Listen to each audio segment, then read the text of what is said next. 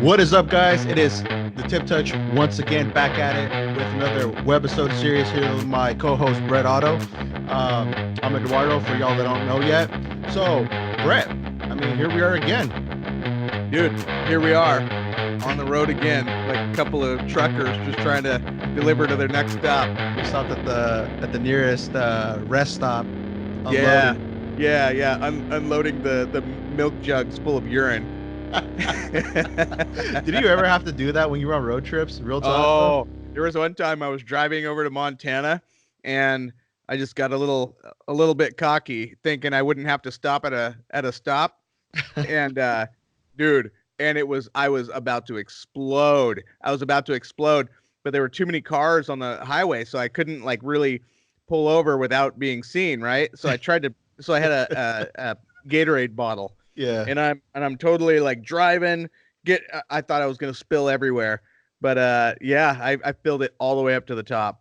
It was bad. And it's like you don't want to hold it in because it's like the worst feeling ever. You know what I'm saying? Like knowing that you still got to go and then you got to like close it up. You know? Oh yeah. You're doing the dance and you're just like breathing heavy, and then after you're done, you're just sitting there relieved. Yeah. Oh, feels good. Yeah. Crazy times. Sorry about the light red hat, though. I couldn't find my hat, and so I just wore my wife's instead. Oh, yeah. I was saying, is that pink? It's light red. Oh, light red. Oh, okay. Yeah. Nice shirt, too. Light red. So, yeah, man, we've been pretty consistent with delivering some good stuff in the past couple weeks, the last couple months, I would say.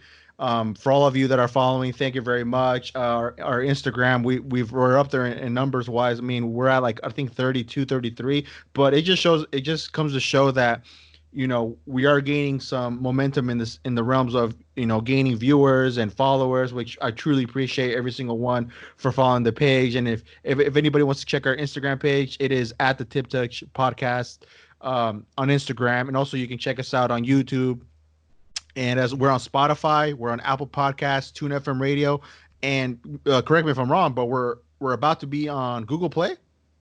Yeah, we're still working on that one. Yep. Cool. So you can catch us everywhere. Yeah, we're pretty much trying to make this go just live, you know. But anyways, man, we're going platinum. We're going platinum. Yeah, man. It's awesome to see that we're definitely meeting new people and just kind of getting, you know, I guess you would say our voices heard in a way and getting the Tip Touch out there. But I actually want to start this webisode by talking a little about your secret when you called me yesterday and you were discussing that you were excited. And I think it's cool why I know why you would be excited to hear that, because you know now that we're kind of venturing out there and people are actually listening. Yeah. But I mean, just share with everybody, man. I mean, just tell us again, or tell me again, just how it went down and what you felt from it, and just, you know, the ending result. Like, how do you feel just about it in general? Well, all right. So, you know, I went to my orthodontist, and by the way, I'm totally gonna give him a shout out. Chasen Orthodontics, I love them. They have been awesome, and don't make fun of me for being a middle-aged man with braces, because we were just poor, right? On my side of the hood, we were poor. Yeah, like you said, you don't do coach. Yeah, I don't do coach. But so I'm sitting there, and you know, I'm getting a new set of Invisalign, and one of the gals is like, "So, Brett, you have a secret." And normally that secret is, you know, you never told us you were on the show, blah blah blah. So that's what I was expecting, was that, but it wasn't. She, you know, so I could immediately feel my face getting red. Yeah. And I'm like, well, I don't know what you're talking about. And playing coy, you know. And she's like, well, I saw a podcast that you were on. Dude, she saw on her YouTube she didn't know anything about the Tip Touch, nothing. Yeah. And she just all of a sudden our interview with Daya popped up in her feed. So people are seeing this thing, but it just popped up. So that was pretty crazy that here we are, we're doing this thing, and you know, people that we are not directly reaching out to Yeah. are still seeing it, and it was pretty crazy. So that was, yeah, it was pretty cool. Yeah, that I think that's awesome. Just because, like you said, it's people just kind of randomly falling into the onto our video content that we have on YouTube, and also just us seeing kind of grow little by little in the terms of just when we did the Milka interview, aka Trippy Barber, shout out to her. Woo! It's cool to see that just from her side of things, we gained some followership from followers from there, and meeting cool people, and we definitely have some cool stuff lined up for future content here in the next couple of weeks, I would say. But it's definitely awesome to see that we can definitely kind of branch out and just touch different audiences, I guess you can say, right? Yeah, Yeah, man. Yeah, no, that's it, man. And that's pretty cool. But dude, I gotta hit you up real quick, All right. One time, off the rip.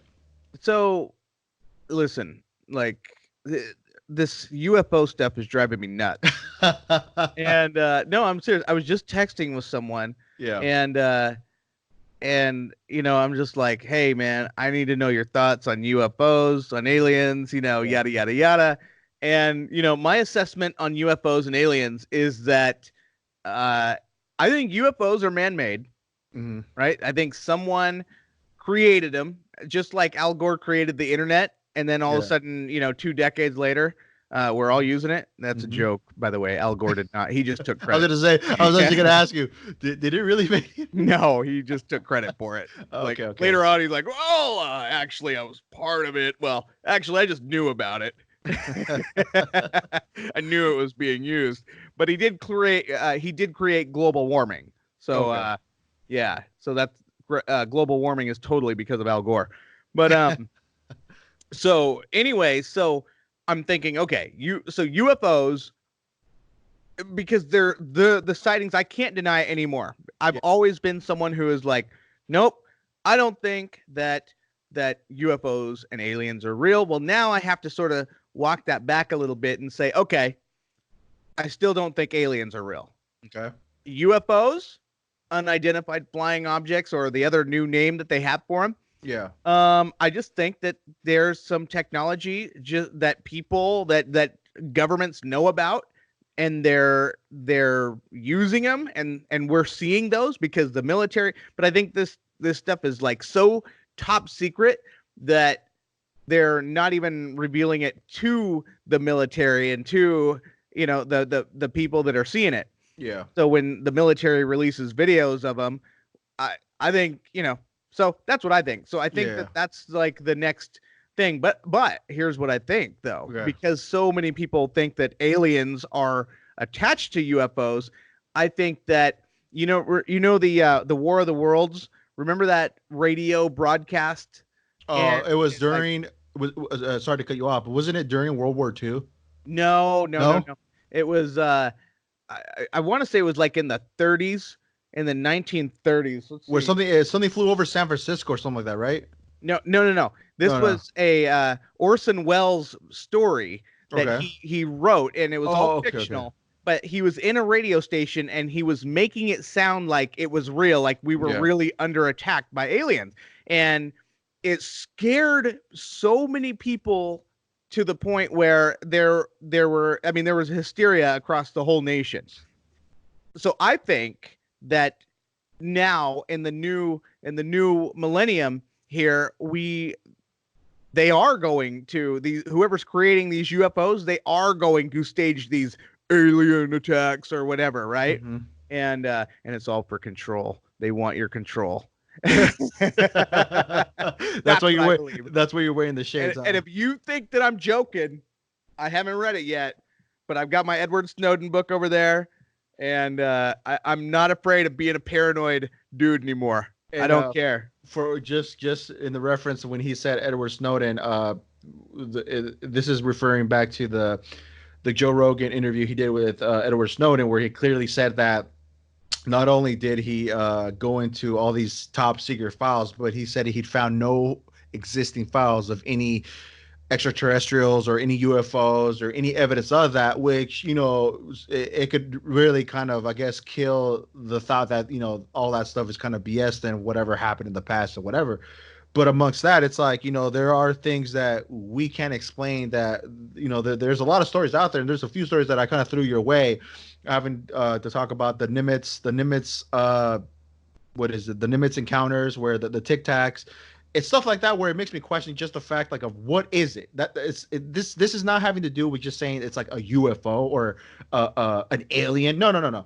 Where I'm coming from is more like, if we don't know what it is, what is it? That's like my question. And I've told you this off air, and I haven't really put it out there for people to know, and I don't want people to think I'm just like crazy, I have my tinfoil hat on or whatever, but that's what I'm here for.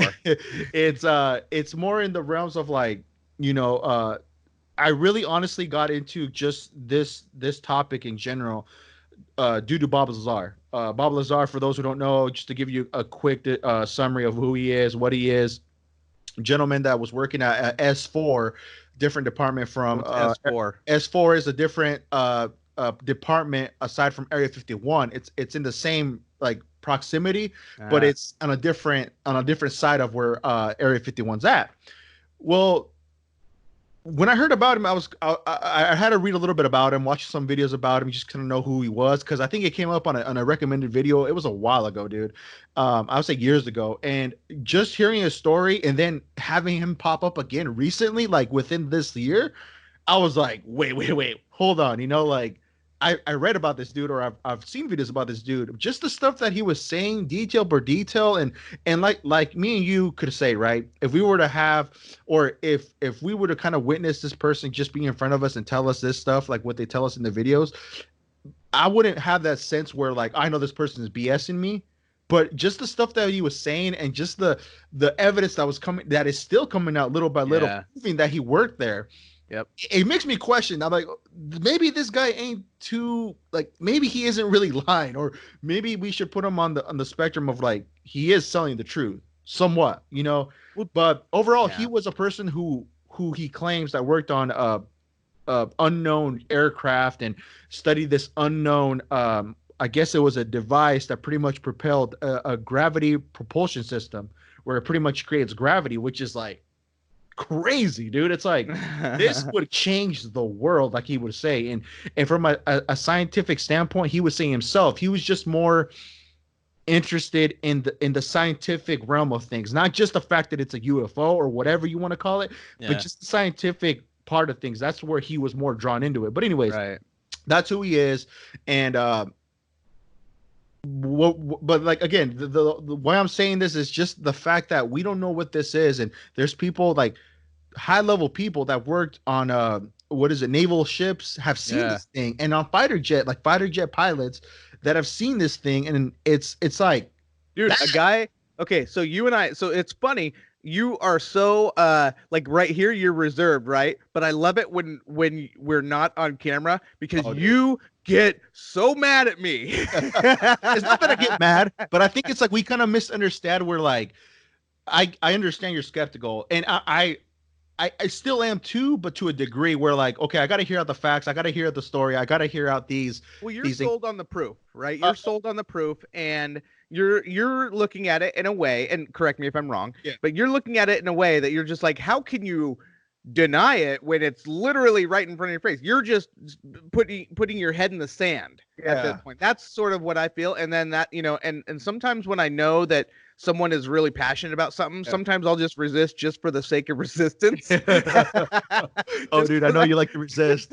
Dude, you even told me yourself, this was off camera again, you were telling me like, it's like, I don't want to believe it, but people keep telling me about this stuff. And so that's what happened. So you and I, right after we had this heated conversation about UFOs and aliens, all of a sudden, a guy who had no idea that you and I had our conversation, he works on a different shift, the whole nine. He comes in and he goes, "Hey, Brett, have I ever showed you the pictures of the UFOs that I saw back in January?" And I said, I was like, what is going on right now? This is crazy. This is crazy. So I'm like, yeah, show me the pictures, right? And he shows me the picture, and it's like every other squiggly picture of lights moving around that you're just like, oh, I got to take a picture and everybody will believe me, and it's just the light moving. Like, you could do that right now. And anyway, and so that's what he said. He said that what he saw were 4 UFOs, right? And he's like, oh my gosh, I got to get these pictures, right? But it was too late because they'd already passed over. And he said that they were moving around, zigzagging, whatever. Yeah. And he said they weren't drones, they weren't helicopters. It wasn't like what we saw. They were quiet too. He said that they had their little funny lights on them, and they were quiet. He couldn't hear them. So then he sees this straggler, like the gimpy one, and he's coming in. So that's when he brought the camera out to get that last one, but it was just all zigzaggy. Yeah. But that's crazy. It's interesting. It's just interesting to hear the story from him, to hear it from him, just because it's like, why would he make it up? You know what I'm saying? Like, I don't know. Again, it would just be one of those things where I would have to hear from this person to really think to myself, is this person BSing me, or is he legitimately did something happen? You know what I'm saying? Okay. And my whole life, man, I've had adults in my life try to tell me some stuff that, was kind of crazy. I had a grandma one time. I mean, she's still my grandma, but she always told me that there was this ghost that lived in this house. Right. Yeah. And so that, the ghost he was a friendly ghost and he was helpful and whatever. But every time I was in this house, I was like, I don't feel a ghost present. I've never, ever felt like I've talked to so many people that have dealt with all that. I've never felt anything. I felt like weird feelings when you're at a cemetery, but I can't say that that's from I think that that's just me being creeped out that, oh my God, there's all these dead people here. You know what I mean? but UFOs, when I was a kid, I was about, I want to say 11 or 12. My mom was dating this guy, and his mom took me out back to her backyard one day, and she goes, hey, I want you to look up at that mountain. And she had me look up at this mountain, and there were these 3 lights that were in the sky, and they just stayed there. Really? And I'm telling you, and it was an upside down triangle shape, or an upside down pyramid. And so there was the 2 lights on the top, and then the one on the bottom, and they stayed in the same spot. And I was convinced that they were probably planets. But I don't know. Yeah. They would always come out at dusk, and they would remain there. And I can't remember if they moved with the stars to make me think that they were stars, or if they just stayed there. I don't know. It was way too far back then, but anyway, I just remember through my life, people that I know have said that they've seen things. I've never, I got excited when I saw a meteor storm, in the fall. If you're in Montana, that's when all the meteor storms and the Aurora Borealis, the Northern Lights. I love the Northern Lights. Yeah. That was, if you ever wanted to get on a girl's good side, take her on a long drive at night and then be like, hey baby, you ever seen the Aurora Borealis? Shout out, there you go, guys. There's some free game in the bank. Shorty, what you think? Yeah. So that's crazy. So you had your legitimate first encounter, you would say? I've seen something in the sky that somebody said they thought was a UFO, and that's as far as I'm gonna go. I won't say that it was a UFO. So you were saying that, but no, again, I don't know if I missed a detail or something, but you said that, oh, hey, look over those mountains, and you saw some lights that were kind of triangular. So it was so first of all, Lewiston, Idaho is where I lived. And I think it was, the direction was north. I don't know, whichever direction the Lewiston Hill is. I believe it. Yeah, it's north. Okay. So if you're looking north above the Lewiston Hill, there were 3 stationary lights in the sky, and they were lit up differently than the stars were. They looked to me, they looked like the same type of lights that a satellite would have, right? Okay. That's why I always thought it was maybe a satellite, but satellites move. Yeah. So I don't know. All I know is that they were just 3 lights, and it was, the 1, 2, and then the one below them, dead center. But I don't know. I mean, like I said, I'm not gonna say it's UFOs because I didn't, they didn't move at all. Yeah, they're just standing there. They were just sitting there. They were just hanging out. Yeah, I mean, again, man, my interest in this is because like there's more and more activity happening frequently now that people are actually catching on film like that. I've been trying to look it up again, and I'm gonna have to ask you to send it to me, and maybe we can put a link down below in the description so people can see for themselves and let us know what you guys think about it. But it was a video of these lights out. There was people on the ship, and the guy was filming it. He's like, "Yep, there is." Say, we don't even know what shit. I'm like, come on. I'm like, bro, what would you if me and you were on that ship? And I'm like, Brett, look at that. Tell me what is that? You know what I'm saying? Like, and they even asked, was it? I don't know. Yeah. They asked, who was it that had confirmed that there wasn't any aerial training or any aircraft around that area at that time? Yeah, I don't know. So it's like, where do we go from there? You know what I'm saying? I know, but it's like, again, I'm more in the side of like, I just want to know what that thing is. Okay, I'm more willing to believe that UFOs exist than I am to believe that Jeffrey Epstein killed himself. Oh, okay. Speaking on that, let's jump into a different subject. Yeah. There was an article that I read, and I believe it was on CNN, that they were saying that the two officers that were watching him, they actually admitted and said that they didn't even go check up on him. Oh yeah, dude, people are getting paid. So it's like, okay, that red flag. I honestly, to me, man, here's what I think. Okay. I think that if they don't get a harsh penalty, right, then these guys got paid off. That's my gut instinct, is that these guys got paid off, said, hey, need you to go off this way, because these prison systems, they're for-profit prisons, right? So everybody's inclined to make money. They're incentivized to do whatever it takes to keep prisoners in the system. And once prisoners are in the system, it's a different set of rules. So if somebody says, hey, I'm going to give you some money to just not pay attention to the most high-profile prisoner you'll ever have in this prison, who literally had a former president of the United States on his airplane no less than 26 times. This guy had so much blackmail on everybody. Jeffrey Epstein had so much blackmail. I mean, you look at what's happening with Prince Andrew right now in the UK, dude, it's not good. It's not good. So I think that if they keep the punishment tame enough, these guys will stay shut up. Yeah, they won't talk. I think that's just a red flag itself. Just the fact that, like, you made a good point. He was a really high profile person in that prison, right, where he was at. Yeah.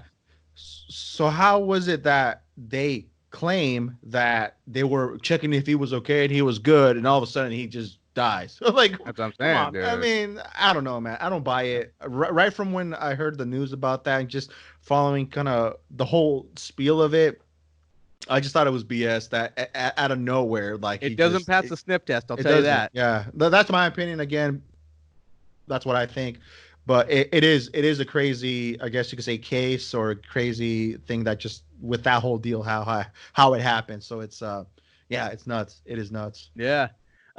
So also, I want to know your thoughts. Have you been following? I know that in a few episodes we first, I don't know if we first talked about it with Luis or if there was another webisode we were doing, but I know that Kanye was a topic on the Luis interview. Yeah. Have you been following Kanye? What he's doing? I've just been ever since the album drop, I knew he was doing a Sunday service, kind of like as a tour and a way to promote the album. And the latest and greatest, one of the pieces of news that I've that I read or come across was that he's hooking up with Dr. Dre, the infamous Dr. Dre, West Coast producer legend, to do Jesus is King 2, which is kind of like, okay, well, that's kind of like left field right there. Left, Yeah. that's just left field, not left political wise, just people know. But whoa, no, you're starting to sound so woke. oh no, right, dude? It's cute. No, but again, it was kind of out of nowhere that connection is happening, and from an artistic standpoint, I'm just curious to see what they could cook up. From a musical standpoint, as a fan, I want to see what they can deliver musically wise. But anyways, aside from that, I haven't really been falling too close with the whole Kanye thing, but I just know that a lot of people are obviously calling this album trash, yada yada yada. All this. Are they really? Well, that's kind of from what I've seen, honestly, in the interwebs, and cool. Everybody has their own opinions at the end of the day, but let's be real, and I'll make this short and sweet. Kanye is what, 43, 44 years old? He's up there, right? 42. Okay, so take that into account, bro. Like, you really think a man at that age is really gonna talk about the stuff he was talking about, like in Graduation, My Dark Twisted Fantasy, all those albums? You really think he's gonna stay on the same topic? And like I forgot who I was telling this to, but we evolve as humans, right? And I feel like he's at a point in his life where he kind of crawl out of that dark space. I get that. Cool. I mean, I applaud him for finding a better place in his life where he's free. You know what I'm saying? So cool. Do you think it's really a dark space, or is it just what's hip and what's I mean, you've got all this talent. Well, what I'm saying is how he crawled out of that dark space was when he was doing the Life of Pablo tour. He was going off on these rants, and that's what I'm talking about. He climbed out of that. He was going through some mental issues. He went to the mental institute. He checked him, from what I've read, if I read this correctly, he did check himself into a mental institute because he was just going through a bunch of stuff. For sure. So what I'm saying is, like, with all that being said, it's like I feel it's cool to know that he's in a better place. That's what I'm saying. Yeah. And if that is the case, so be it. And if the man wants to be artistic in a way where he wants to make an album that's completely different from what he made before, let him. I mean, cool. If you like it, fine. If you don't, fine. I mean, he's not, dude. I don't think he's gonna lose any sleep over all these people that dislike the album. You know what I'm saying? That's just how it is. I like a couple tracks. Me personally, I like 2 tracks from it. That's it. All the other stuff is kind of like, it's different Kanye and this and that. But it's like with any album, dude. I'll like and dislike any tracks, and I'll just say, hey, it just wasn't for me. Yeah. Here's where I get is, like, I remember when I first listened to rap, which I was just a kid. And it was, I was a West Coast dude. I loved Warren G, Dr. Dre, Snoop, Tupac. Like, the West Coast was mine. And I remember the protest that Tipper Gore would lead, where they would get, Tipper Gore was Al Gore's wife.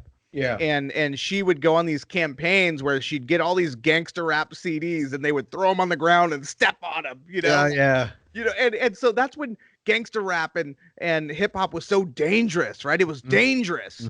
It would destroy your kids' lives, and all these suburban white kids were listening to it, and you don't want them hearing these messages. And Chipper Gore was there to save us. And but now you hear all that stuff, and it's all safe. In fact, if you hear Nicki Minaj or any of these new artists saying whatever, Lil Xan X or whatever his name is, I don't know. I'm losing track of all the names, man. You actually got that one right, except for there is a rapper out there called Lil Xan. Lil Xan, yeah. And so you do all that. It's like they are saying nothing new. Like, yo, Tupac and Dre and Snoop beat you all to the punch 2 decades ago. Yeah, it's getting old. Yeah. So when Kanye comes out with this new stuff, and he's like taking a culture and just starting to move it. Yeah. Like, here's where you'll know the man by his fruit.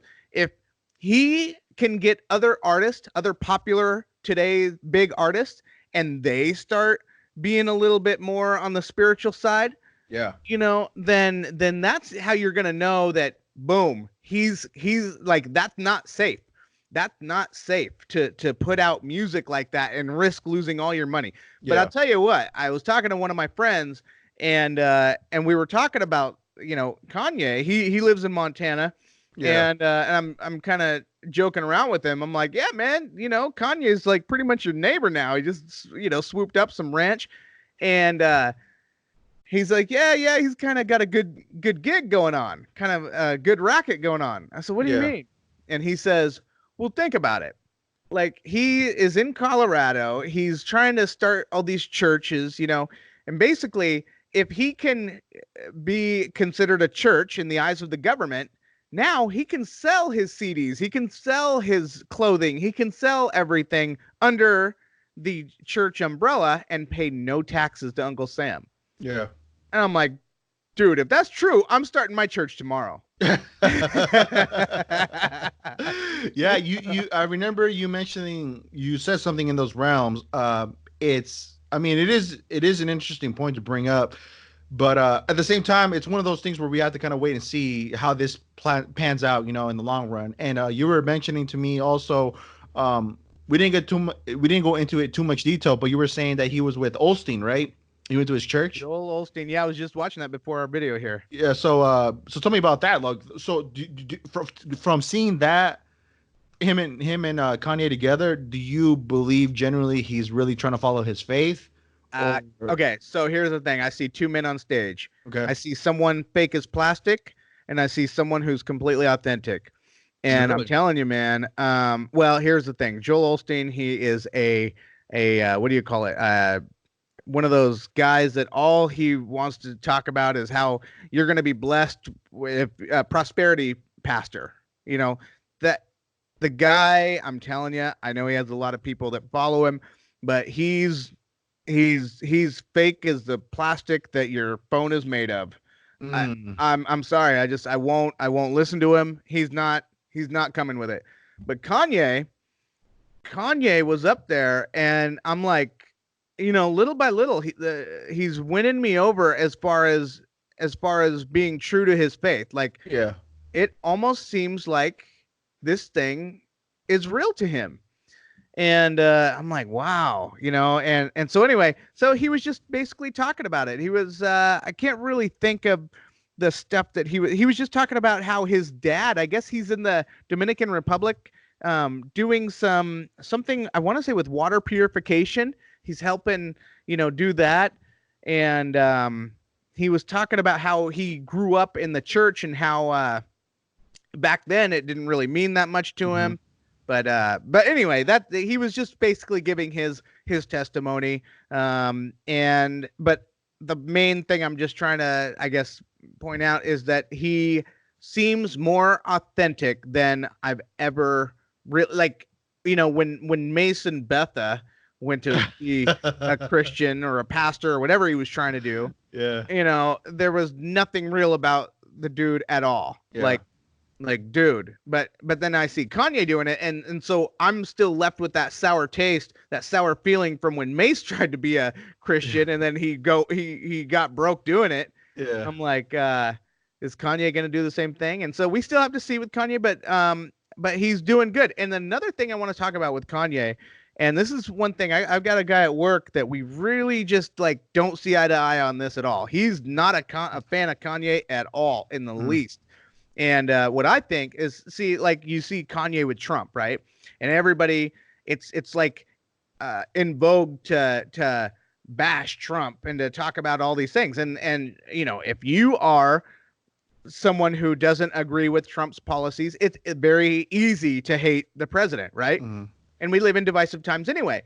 But instead of hating President Trump, you know what Kanye did? Kanye and Kim Kardashian West both went to the White House and are like, listen, instead of taking the time to bash on this president, let's just take time to work on this president. Isn't that what we're all about? And he can get the job done and we can deliver the message. Boom. So they've been getting people out of prison that are like on minor drug crimes, and people that have been serving years of prison, boom, they're getting left out. So props to Kim Kardashian West for doing that. And Kanye, he's all about this prison reform, and we do need prison reform. I think that it's so crazy to see that America has 5% of the population, but we have 25% of the world's incarcerated population in our own prisons, and most of them are Black or Hispanic. Yeah, that's a problem. You can't tell me that is normal. Yeah.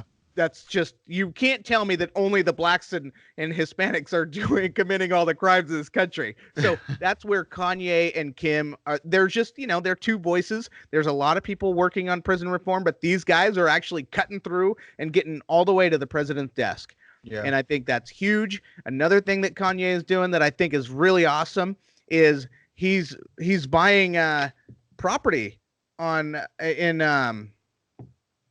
Wyoming. And I think that is a huge move, because now he's going to show a lot of people from the Black communities that are mostly used to living in cities, like, hey, come out here, check out how life is like in the rural. And I grew up in the country. I loved it. And when I had friends that would come through, and like when I worked at a store, a big box retailer, whatever, we would have people that would come through. And I remember this it was a Black crew. They were all Black, and there was about like 5 or 7 of them.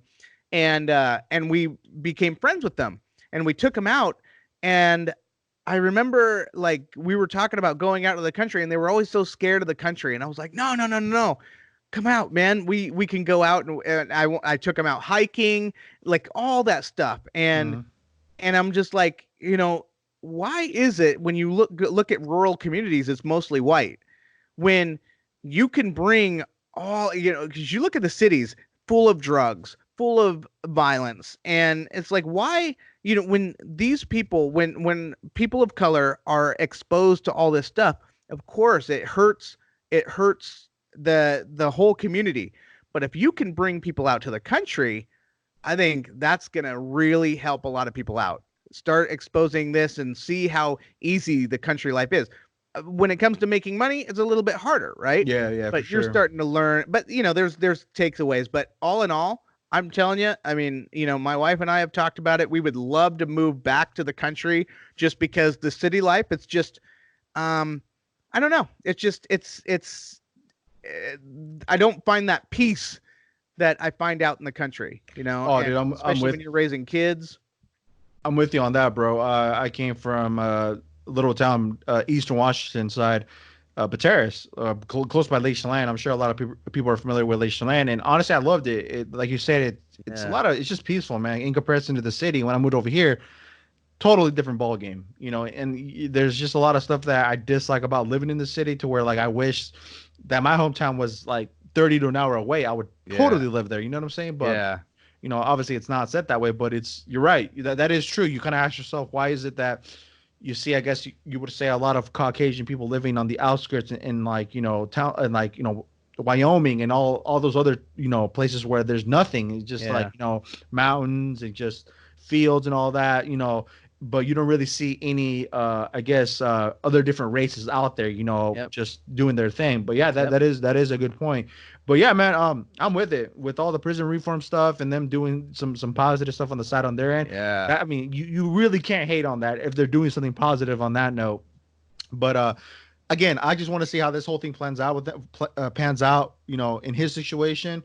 And I mean, again, it just took us by surprise to know he's kind of going this direction in his career. And like I said, as long as he's in good terms with himself, and he's in good terms with his life and all that, amen, power to him, shout out to him, So it's like, I'm all about, if you're at that point in age and at that time frame of your life where you just want to, follow your faith, be with your family, amen. Can't hate on that, bro. Yep. I mean, at the end of the day. Yeah, and I think you raised a good point when you're talking about, his age. Like, what are you going to expect a 42-year-old rapper to talk about? If Tupac was 42, if he would have made it to 42 and he was still hitting hit him up and what's your phone number, I'd be like, man, all right, man, come on. You need to stop right there. You need to stop. On the side note of I'll take this a different direction. I kind of want to shoot this topic out there. Joker. It grossed $1 billion, a billion as in B. And I think if I'm saying this correctly, if I That remember worldwide, correctly, or I just in think America? I don't know. Okay. If somebody could tell me that in the comments, comment it down. Correct me. Again, we're just speaking out of this is hot off the dome, but it was considered to be the number one most grossing rated R movie, so it took the title. Damn.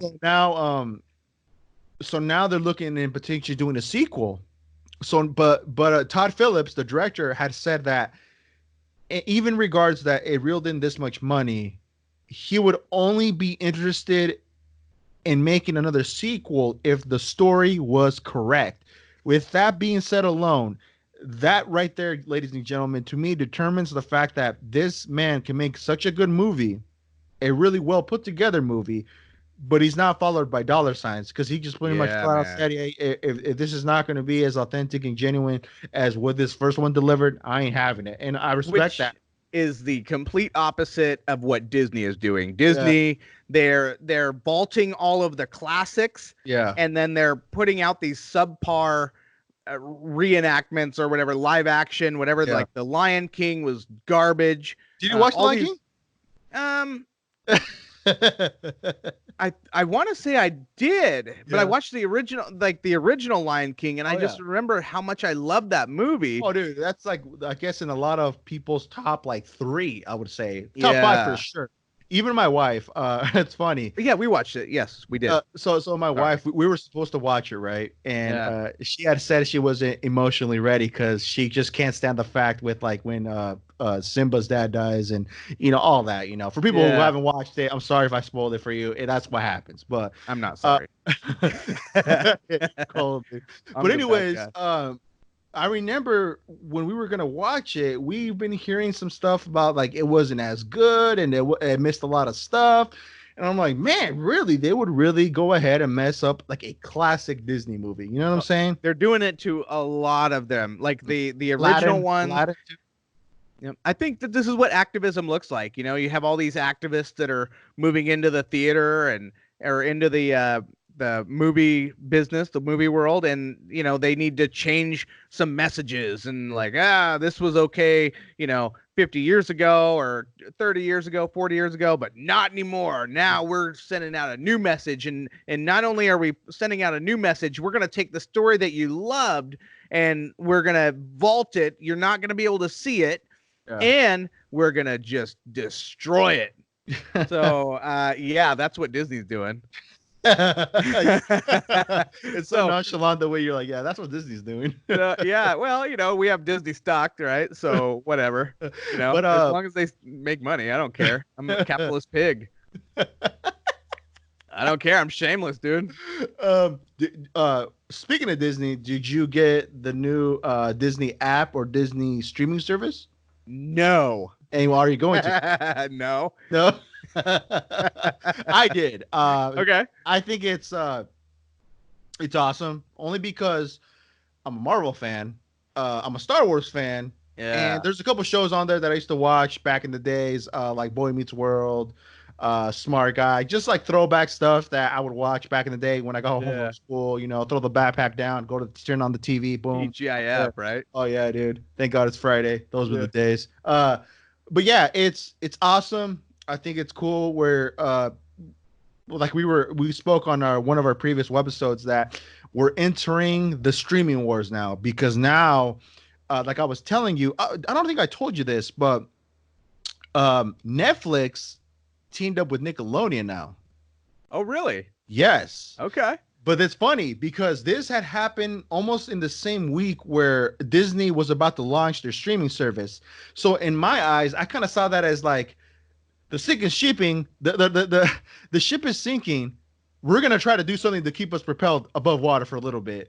So now they feel the threat. I feel like now they feel like, okay, Disney's a threat now at this point. They're in the game. Their parts are on deck now. Yep.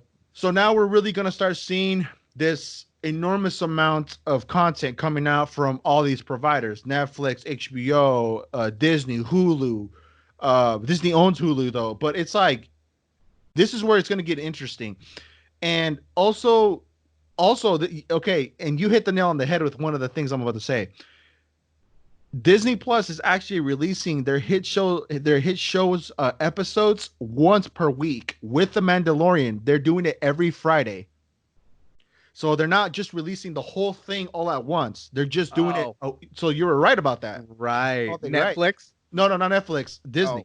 Oh, well, Netflix is talking about doing that. Yeah. So I mean, now it's going to be to where it's almost kind of we're going in reverse to cable TV, but with a different title. It's streaming, but that's what I'm afraid of. That's what I was afraid of them doing with streaming. Is they got us to cut the cord from cable. Yeah. Because we loved the accessibility that streaming had to offer. Yeah. But now that we have cut the cord, they're doing the same exact thing for the reason we different did cut title. The cord. It's just a different title. Dude, that sucks. That sucks. Dude, don't go knocking all your Funkos out of anger now. Yeah. No, but in all realness, though, it's interesting to see where we're going with this now, and I've only like I've told you, I've only got I'm subscribed to a few, and I'm gonna keep it that way because I'm not really trying to spend so much on on stuff that I'm not even gonna watch, so again, it's Disney Plus. I think it's awesome. Tell us what you guys think. Do you guys have Disney Plus? What do you guys think about The Mandalorian and all these other shows that they're gonna come out with? Let us know what your thoughts and opinions. As always, leave everything in the comments below, and we'll definitely, reach out and comment or reply to you and all that. But yeah, man, it's interesting. That's all I got to say. Yeah. And it's gonna get only better, I feel, and it's gonna be better at the end. I feel like we'll win, but it's if they keep it this way without even having to charge an arm and a leg down the road. You know what I'm saying? Yeah, I have a different take. I think that we've hit the good times, right? Yeah. I think that we've hit our peak as far as how much we loved Netflix and all the streaming platforms. Yeah. Now I think it comes down to we have to settle. Yeah. Because now they're gonna start taking things away from us, right? Mm-hmm. They got us all into their little camps and into their little businesses and into their plans, and then now Verizon did that to me. I am, oh man, I'm so mad at them. Hey, you have Verizon, you get it for free. I don't. Yeah, well. Hey, they send me these texts and I just ignore them. Yeah. But they gave, so a few years ago I had this data plan, right? Unlimited data. Yeah. And then all of a sudden they take a few years and they're like, nope, we're not doing unlimited data. So then I was forced to take a regular plan, right? So here I am, I'm paying the same unlimited data price. And I think I'm getting like 12 gigs of data, which they tell me as a deal. They were like, well, really, normally you're only supposed to get 6 gigs, but because you were grandfathered from the unlimited, we're going to go ahead and give you 6 more for free. So they're making it sound like it's a deal. Well, now they throw in the unlimited again, which is even more than I'm paying now. So I'm like, they just play this game, and I know that things, like the prices can rise, but but what I'm tired of is they play these games. They get you trapped, they get you hooked, and then all of a sudden, once they get you hooked, that's when they just start jacking prices up or start taking, and they'll keep the price the same, but then they'll start taking things that you love about the accesses and whatever you have. They'll start taking that away. Yeah. And, it's insane to me. Like, they're making so much money and they still feel like they have to play these games. Yeah. Well, I mean, if like I was saying, I believe that Verizon users get 1 year of Disney Plus for free. So just so you know, because I talked to a few. Nobody else can have mine. say if we reach 100 followers, I'll give you my access code. He said it, not me. Yeah, but I mean, hey, that's a good little perk, I guess you can say. But yeah, that's kind of shady. They're trying to, throw in those. Oh, hey, yeah, we'll give you 6 extra gigs, but we're going to have to raise your price up. It's like, okay, like, yeah. So it's not a good with 12 and Wi-Fi. Just go to Starbucks Wi-Fi. My wife keeps asking me because she's in the Philippines right now, and she's like, "Hey, have you cut the cable yet?" And I keep forgetting. I just keep forgetting to call him. So I actually do need to still make that phone call. Maybe I will right after this. But yeah, I just need to cut it. Yeah, man. You're before we wrap this up, it's almost time for you to gear up and go to the Philippines here soon, right? Oh yeah. You excited for that? Oh yeah. We have we're gonna be hitting it's called the Underground River, and it's like this 2-mile long cave where you go through this cave on a boat, and it's like what they're calling one of the new 7 world wonders, and wow, so that's on there. And then we're going to a place called Bohol, where it's called the Chocolate Hills, and they have like little monkeys, small monkeys with the big eyes. We've got that going on. We're going to be spending Christmas and New Year's with the family, nice. All that fun stuff. So yeah, we're super excited, and then we'll come back. We'll bring the family all together, and then just go back to regular life. Good stuff, man. Yeah, man. I hope you do catch some content. I hope we can even do like a web series over there, a web series. You calling from over there to Philippines and just kind of checking up and seeing how you're doing and stuff, and give us a little update here so we can put up on the Tip Touch. And Wi-Fi is a little weak over there. I would like to, but the Wi-Fi, every time I FaceTime with my wife, it's just not strong Wi-Fi at all. Okay, dang, it's all pixely and all that. Yeah, a little bit, and then delayed, and bad connection. We'll connect in a minute. Blah blah blah. But when I go to Cebu, where we're flying, we're landing in Cebu. Yeah. And I'm gonna get you something too. I'm gonna get you set up. But anyway, they have a spot. So I have a friend. We have a friend, Mr. Grant Bowers. Oh yeah. And shout out to Grant. he has been responsible for one of the new vices I have in life.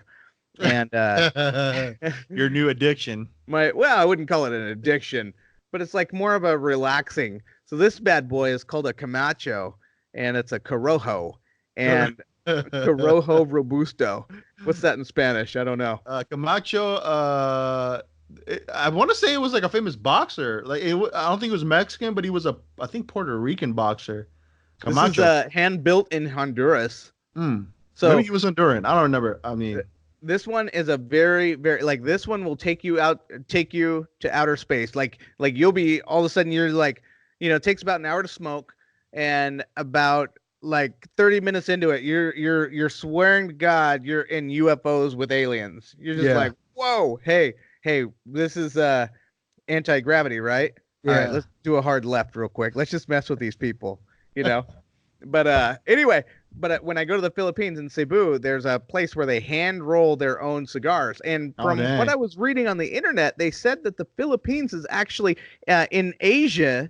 The Philippines is known for their cigars, sort of like Cebu or Cuba is known for their cigars here. Yeah. The Philippines is known for their tobacco in Asia. So I'm hoping to get a hand rolled one where she, lays down the tobacco leaf and does that whole thing. Anyway, if I could capture that, that's what I would love to do. And we'll definitely, but when we get Grant on there, we got to do a session on that one. It'll be outside. Yeah. Because wifey would definitely murder you if we smoked inside. Oh, I'd be dead. Yeah, man.